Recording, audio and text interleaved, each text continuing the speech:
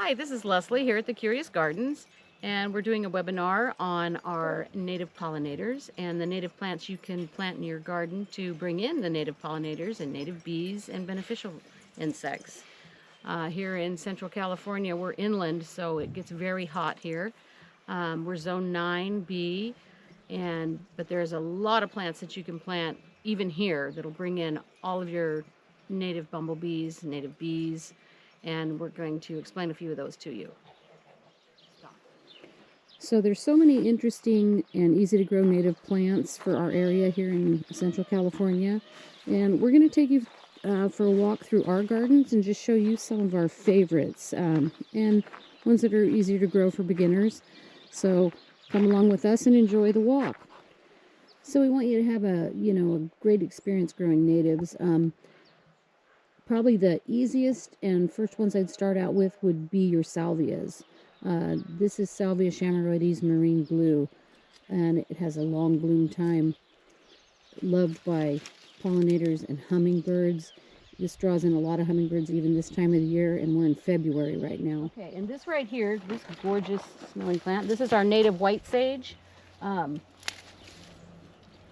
at that. Great pollinator plant.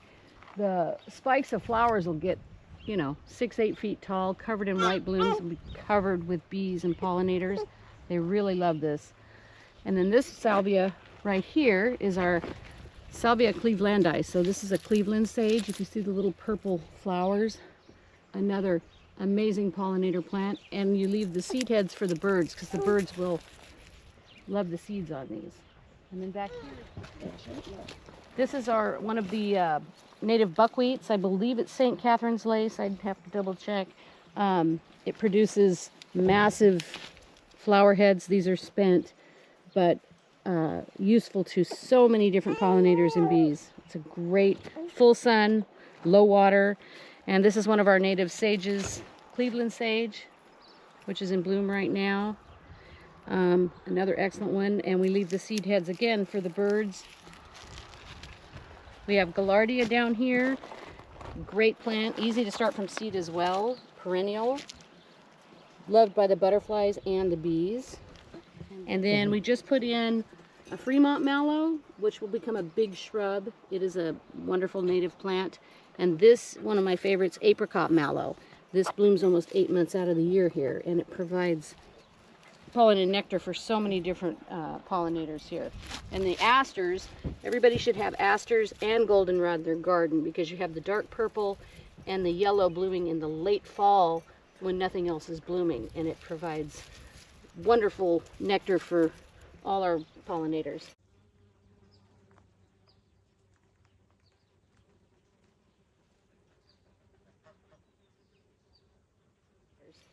And this is Calleandra, which is a fairy duster plant. When it blooms, it gets a wispy red bloom, kind of like a bottle brush. Again, loved by the pollinators and, of course, the hummingbirds. So this is one of our red buds. I've let it kind of get crazy, which is fine. But it'll have a beautiful purple blooms on it, for the early bees, early pollinators. And then when it leaves out, it has beautiful round leaves that are loved by the leafcutter bees. You'll see the leaf will have what looks like hole punches all around the edge, almost like lace work. And so don't think it's insects, killing your plant. It's just the leafcutter bees using the part of the leaf to make their little nest. This bed here, we're doing some new beds. This one we just planted. And let me show you real quick. We've got, this is Austin Griffiths manzanita. If you see the little flowers on here, they're absolutely darling. And these are usually buzz pollinated by our native bumblebees because the honeybee can't get in there to the pollen or the nectar. So, and then we have celestial blue salvia there, another Austin Griffith manzanita there, a lavender, agara, and a penstemon. This is the start of our new hedgerow. We're going to do an entire pollinator hedgerow it's going to start up here. It's going to run all the way down inside the fence line, all the way down. And we're just going to leave it and let it go natural. But we're planting all sorts of different plants. We've got ceanothus, We've got a button bush. We have serviceberry, which is great, especially for our birds, as the chokecherry. We've got toyon, we've got quail bush, and a few others. We've got a salvia down there. And we're going to be planting more. We have some native wildflowers coming up everywhere. And we will have some single-petaled roses to go up on the fence as well. Some vintage roses.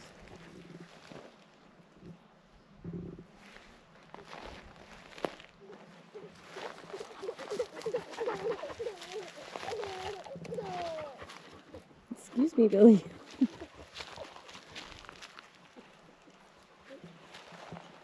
And this is our French lavender, lavender dentata. It covered in bees, as you can see right now. They love lavender. You always have lavenders in your garden. Plant different varieties. You know, some are more scented than others. This one's an easy grower for our heat. This one's probably been in, I don't know, 8 years now. Oh, there he goes. Did you see him? Okay. And right here alongside it is Bee's Bliss salvia, which is a Cleveland sage, but it's low growing, so it's great off of a bank. It won't bloom till a lot later, so it's nice to have different plants that are blooming at different times: early spring, late spring, early summer, summer, and fall. This plant right here is the Patia poppy. This will get 8 to 10 feet tall. You got to be careful where you plant it because it will take over. Produces giant white poppy-looking flowers with a huge yellow center that so many bees are in there you can't even see it. It's a great pollinator plant.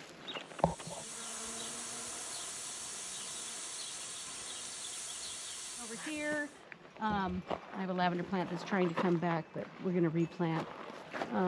We have flowers blooming 2nd of February, and we have stuff blooming everywhere. Always provide a water feature. We will have puddlers out pretty soon. This one, we always keep water in for the birds in the morning for their baths. We have the lace leaf lavender, Lavandula pinnata. Blooms almost year round. A little different than your regular lavenders.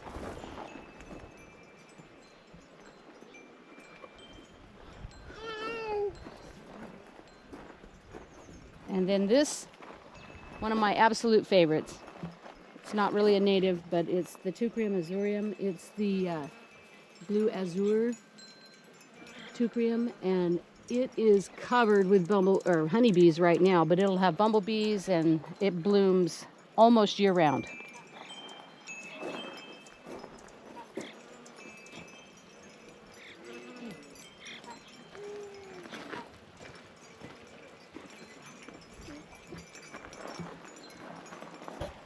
This is a late flower. This is our goldenrod. I don't know why this one's blooming right now, but it is. And yes, the dreaded milk thistle. So many people hate it, but I always leave some in the garden. It reseeds. The leaves are just beautiful. That's why it looks like spilled milk on the leaves. That's how it gets its name. But it will produce big, giant purple flowers that, again, our bees love.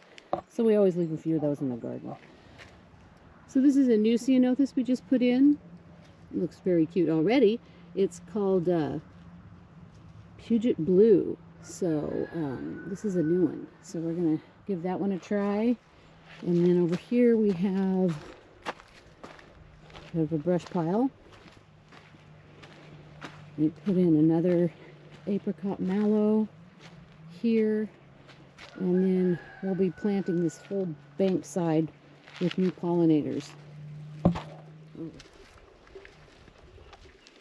So here's another example. This is what we leave, all this leaf litter. You have all kinds of little creatures nest and lay their larvae and eggs in here. So we just leave it alone. We don't mess with it until about early summer, and then we'll do some cleanup. But we kind of like to leave it a little wild. Let the shrubs kind of get crazy. This is our giant white sage. Love this plant. It leaves lots of hollow, pithy stems for the cavity nesting bees. So we leave all of this. We'll cut the very tops off, but we basically leave all the dead for our pollinators to nest in. So thank you for taking a walk through our garden. Those were some of the plants that will bring pollinators into your garden that are easy to grow. There's so many more, and we will have a list available. So as far as habitat, that's another one of your main things you need in order to bring your pollinators in. So that means leaving a lot of your perennials not cut back so much. And like this white sage we showed you, we left the pithy open stems. So any of your plants that have hollow stems, always leave them 12 to 18 inches tall. It gives them nesting places.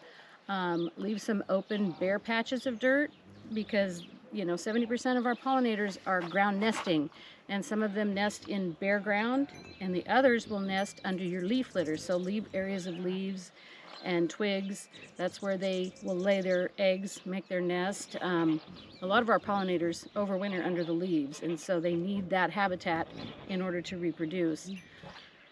And the third most important thing is to make sure that you provide water sources. Everything drinks water, from your birds to your little insects, all your bees, even spiders, all like to be able to get a drink somewhere. So we provide freshwater sources, shallow, mind you, so that they don't drown. So they don't drown. We keep them nice and shallow so they can crawl out. This is one you can make at home. It's just a saucer and a upside down pot, and we put pebbles in there so that they have little landing spots. Try to always keep fresh water in there. We put some in the sun, but then a lot of them in the shade, some down low, and then some up high. You can add a little bit of clay in there.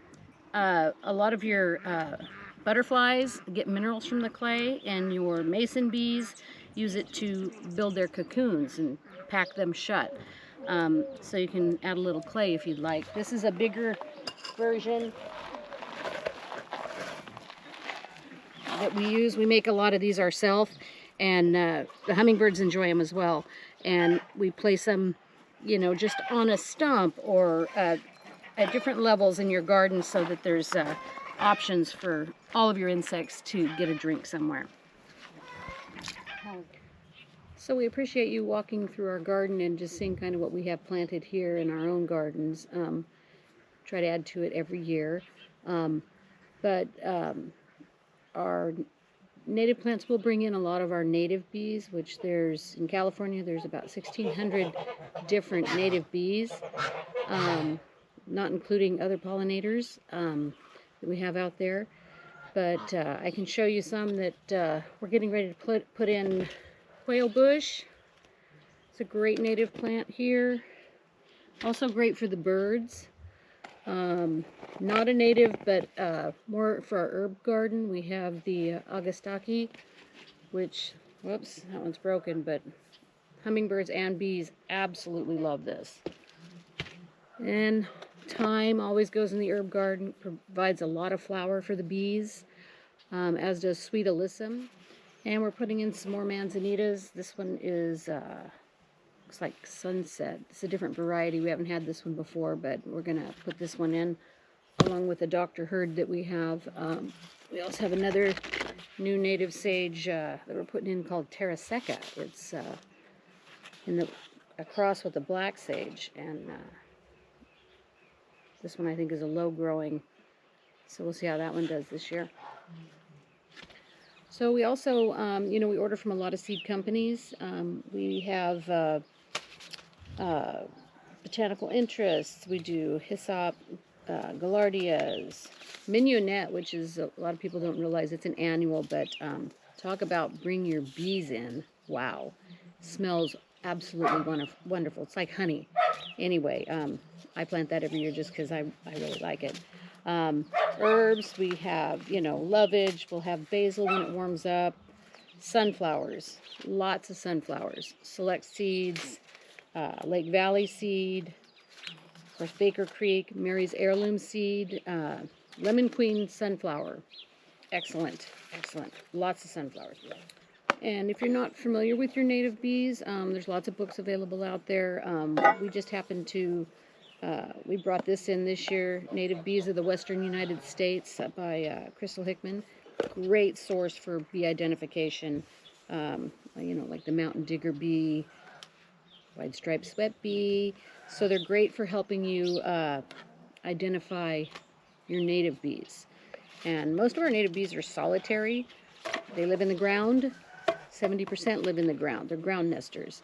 The other 30% live in small colonies, or they're cavity nesting. So they'll nest in old logs, rock piles, sticks that are hollow. They're very gentle bees. They're not aggressive at all because they don't have a hive to protect. So they rarely ever will you get stung by one unless you grab one and hold it in your hand. We have a spot up here where we have digger bees in the side of the mountain that will literally swarm you, and you can just get in there and watch and observe them, and they will not sting you. It's a wonderful sight. So another thing here at our gardens here, we do not spray. I don't spray pesticides, insecticides. I don't spray Roundup. We don't do fungicides. Those all can be detrimental to larvae, to your flying insects, all your pollinators. You may not realize it, but you know, because most of them nest in the ground too, a lot of that will go into the ground, and you don't even realize you're harming, you know, the little guys. But so we stay away from all that. Nature kind of takes care of itself up here. We get a lot of when we kind of get overrun with things, we'll see a lot more birds in the garden, or a lot more spiders, which they're wonderful, lizards, other types of insects that come in. We get lots of ladybugs. The lacewings, wonderful. I can't say enough about the lacewings. They're just voracious. Their little alligator-looking larvae just eat aphids like there's no tomorrow. So those are all welcome in our garden. And we find new stuff every year. We also have quite a big library on native plants, native gardens, native bees, pollinators. Some of our favorite books I'm going to just show you real quick. Bumblebees of North America, 100 Plants to Feed the Bees, great book. This one's a great read, even though there's not pictures. The Forgotten Pollinators. There's a lot more pollinators out there than you realize. Pollinator-Friendly Gardening, another good book. And of course for the butterflies, Gardening for Butterflies. You'll find out a lot about host plants for your butterflies that you never knew either. And then native plant gardening for the bird, bees, and hummingbirds. Who doesn't love hummingbirds in their garden? We have all kinds here. Anyway, that's kind of a little overview of what we do here. Sorry about that. Hi, everybody. So we just want to thank you for watching our first webinar. We hope you enjoyed it. We hope you leave this webinar with lots of information on some native plants and our native bees to help bring them into your garden to make your garden just a fun and enjoyable place to be. And bring in those bees. You'll find that it's a great entertainment once you start trying to identify your bees and your butterflies. It's a lot of fun. So we'll see you next time at the Curious Gardens. Thank you. And one more thing, you can go to the bottom of the page after the webinar, and you will find a native plant list and information on growing a successful pollinator garden for your own garden. So stay curious, friends.